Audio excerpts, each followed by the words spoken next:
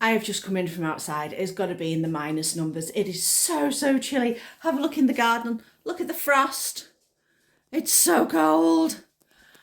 I am wrapped up super, super warm though, and I feel pretty good. But now I'm going to talk with you today about more ways of keeping yourself warm in the winter. I have done a video which I put out last year on ways I keep warm, but here are some more hints and tips to help you keep warm this winter.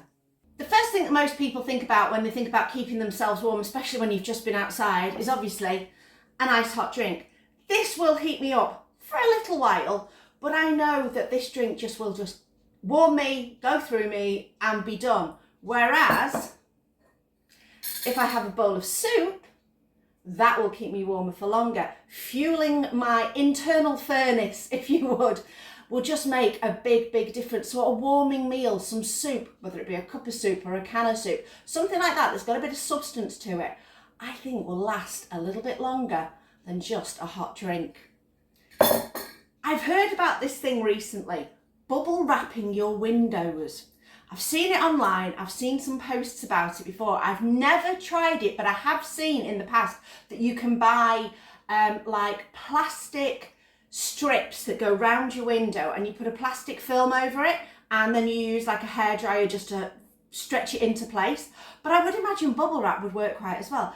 Granted, aesthetically not great, but if I have some bubble wrap, I'm going to try this and see if it works. But I'm probably going to try it in those odd windows where it doesn't really matter. So our downstairs toilet has no heat in it. So maybe if I bubble wrap that window, it would just trap that little bit extra in.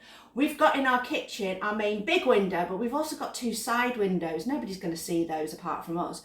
I might bubble wrap those. Again, it's just getting hold of that bubble wrap because I'm a bit reluctant to pay for bubble wrap, so I'll probably get it for free from somewhere. Packaging normally gets it. Now, in terms of drafts, have you checked your drafts around your doors and your windows?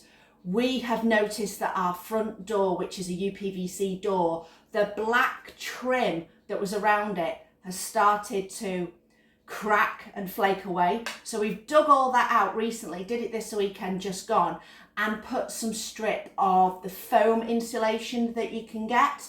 We got that from Aldi, £1.99. There's enough to do 2 doors in that. So that's done a really, really brilliant job. The other thing I'm going to do is I'm going to go and look around all my windows.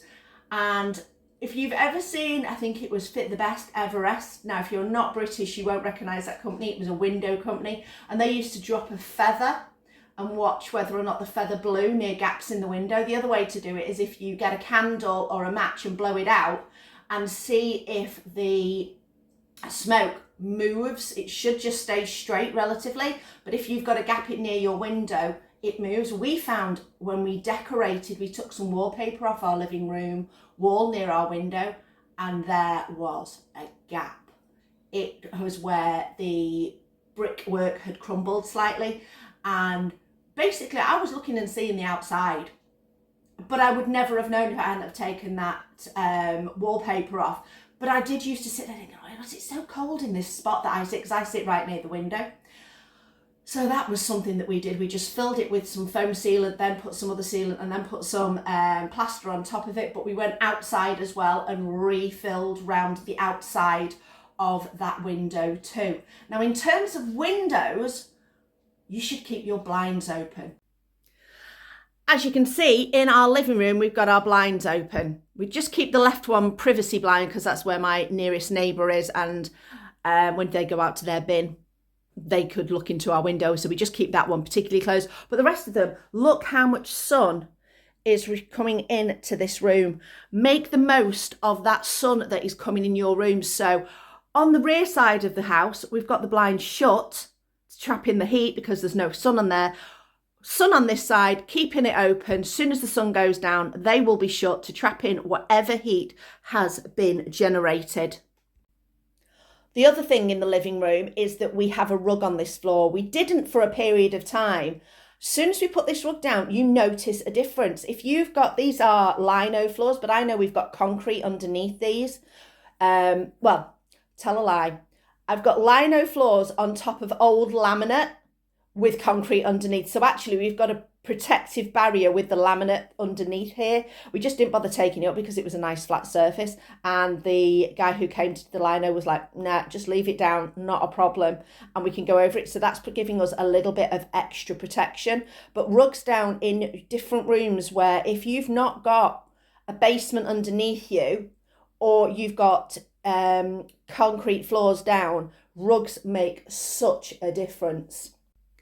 You might just see a little crinkle of, let me just tilt the camera in a weird way, of foil there. That's because behind every radiator, we have got some foil to reflect the heat in from the back of the radiator. But the other thing is, don't block your radiator. We've got a table here, but it's not really blocking much. I have been to people's houses where they have sofas up against their radiators. Heat needs circulation to be able to come and warm up the room. So don't block off your radiators. If you've got anything against it that is, you know, taking up a decent space of the radiator, pull it away, give it some space to manoeuvre around. If you've also got vents, because I know some people have floor vents or wall vents, make sure that they are not blocked in any way. Keep those unused rooms shut. This is our front bedroom. Now, you think to yourself, although we would keep this open, we don't use this room that much. It's got Chris's junket in, so he comes in here. And trust me, if it's cold in here, because we don't have the heating on very high in here at all, he's not going to fuss because he's going to be thrashing around on the drums and will soon warm up. Plus, oh, you might have heard a rattle. That's because this is where a lot of my canning supplies are.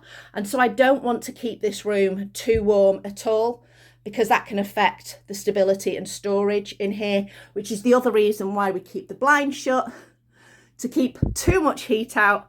So a bit of a conundrum. If we were in this bedroom, I would have these blinds wide open.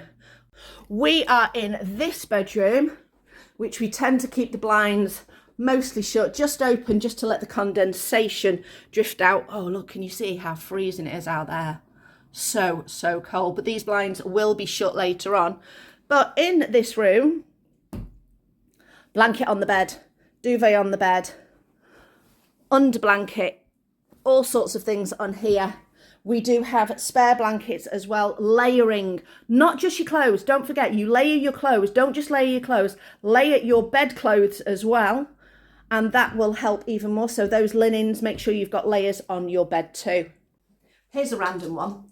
Don't drain your bath after you've had a bath. Or put in, if you're having showers, put a plug in your shower, if you have got one over the bath and are able to do so, and let the water fill up, and then leave that water in the bath to cool off the passive heat from the water in the bath. And also will give a little bit of humidity into the house, but that will also help keep a room warm. It's a random one, but apparently it works really well. Hot water bottles. I love a hot water bottle. If you sat down and you're feeling cold, you can put a hot water bottle on your lap. Just bear with me a second. She was trying, I don't know if you can see her, little doggy was just trying to jump up. Takes her a few goes to get up there now. We're all a bit like that. Takes me a few goes to get up the stairs as well. Anyway, hot water bottles. If you're sat still, a hot water bottle or a wheat bag is a lovely thing just to tuck in you, have a blanket over the top. But the one thing I find, if I go to bed with a hot water bottle or a wheat bag, I tend to put it near my feet. Because those, you know, you put your feet at the end of the bed, you're like, oh, it's so cold, I just want to warm my toes. The thing is though, I put one near my toes and I found I use my other wheat bag and put it near my body. Your body is the core of where you need to get warm. So putting that near my body helps to generate more heat, and I feel warmer and more toasty in bed having that second wheat bag. Now, the wheat bags I've bought are cheap as. They think they were like £2 to £3 from B&M. They're literally just purple ones, about yay big. No design, no decoration on them. They're not fancy schmancy, but tell you something, they don't half do the job. Keep yourself moving. The temptation is to sit down, wrap yourself in a blanket, drink a hot drink and cocoon yourself in and not move. Moving generates heat. If you are able to, granted, I appreciate there are people who physically are not able to do so, so you have to do the best that you can do. But if you are physically able to do so, get up, move, do things. I find that I don't turn the heating on if I have to until later into the afternoon or early evening, because I try and keep myself as busy as possible through the morning and afternoon doing different jobs around the house. And if I have got a quiet time or a quiet day and I might be wanting to do a little bit of sitting or computer work, what I do is about every 20 minutes or so, I get up and I take myself and just give myself a little bit of walk around the house just to get that blood flowing and moving again. Anyway, I hope you found some of these ideas useful. Some of them might be applicable for you, some of them might not work. Some of them you might think, oh, bubble wrap on the window, a bit extreme. But we're throwing them out there, giving you some different ideas on what you think you might like to try. I have done another video last year, as I mentioned, which I will put a link to on whichever side YouTube lets me. And also soup. Get some soups into you. Stockpile some soups. Make masses of soups. Chuck them in the freezer. I have got some brilliant soup recipes. I will put a link to those too. Thanks for watching. If you have any other ideas for me, I would be much appreciated. You can put them in the comments section down below, or if you want to, we can compile a brilliant list over on our Facebook page, Trying to Get By. I'll see you next time.